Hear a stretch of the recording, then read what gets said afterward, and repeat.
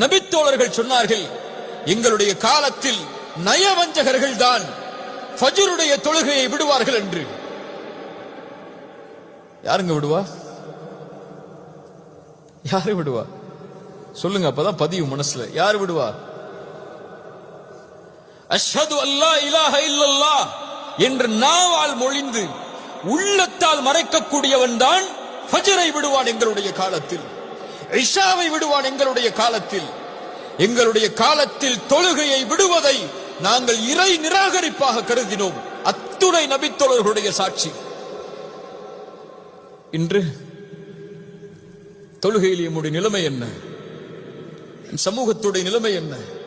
அல்லாஹ்வுடைய தூதர் ஸல்லல்லாஹு அலைஹி வஸல்லம் கடைசியாக சொன்னார்கள், அஸ்ஸலா அஸ்ஸலா, தொழுகை.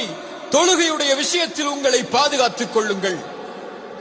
தொழுகையுடைய விஷயத்தில் உங்களை பாதுகாத்துக் கொள்ளுங்கள்.